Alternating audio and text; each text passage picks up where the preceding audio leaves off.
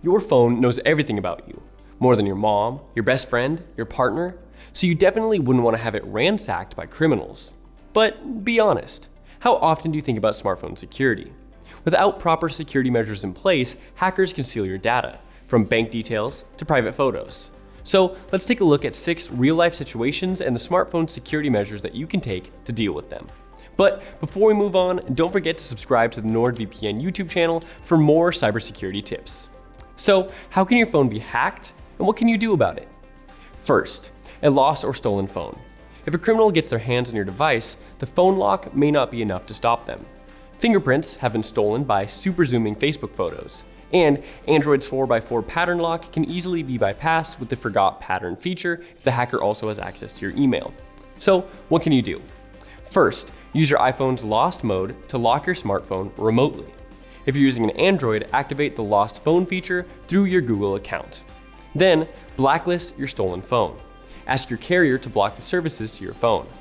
The second way that somebody could hack your phone is through public Wi-Fi. Now, most public hotspots are unencrypted and easy to hack, so everyone who connects to the network might be exposing their data to strangers.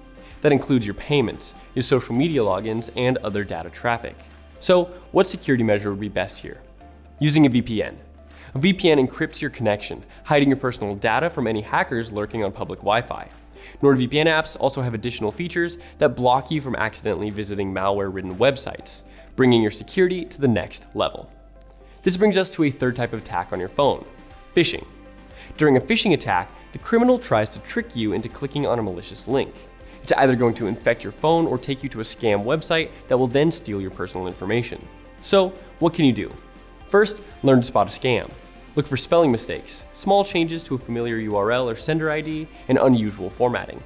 Second, try reaching out to the sender through other means of communication to double check if it's them. Got an email? Try giving them a call. The fourth type of attack is spoofing. This one is a bit similar to phishing. During the attack, the criminal spoofs a familiar phone number so that the call shows up as coming from a local area code. They will likely then impersonate a legitimate business or organization trying to trick you into providing remote access to your phone. So, what should you do?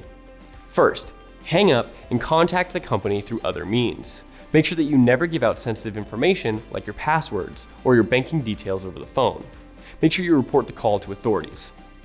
Number 5, adware and spyware. Adware is a type of aggressive marketing program or script installed onto your device without your permission. Not only does it bog down your phone's performance, but it also often includes spyware. This type of program tracks your location, data use, or even contact list, sending it to advertisers. So what can you do? Turn off location services on your smartphone and use a VPN to secure your online activities from snoopers. 6. Unsecure apps. It can be a security flaw in a legitimate app that lets hackers install backdoors. It might also be a fake malware-ridden app that's designed to look like the real deal. Whatever it is, some of them manage to slip even into official app stores. A malicious app can infect your phone, steal your data, or even render your device useless. So what can you do?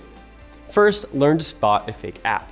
Check out our video on how to do that by clicking on the link in the top right corner of the screen. Make sure you always check the app's reviews and comments. Never download the app from an unofficial app store. Second, keep your apps and your phone software up to date. These updates have crucial security fixes that will keep your devices safer. So, what tips do you already use? Do you have any more smartphone security advice that we missed? Make sure that you tell us in the comment section down below. And don't forget to subscribe to our YouTube channel for more tips and tricks.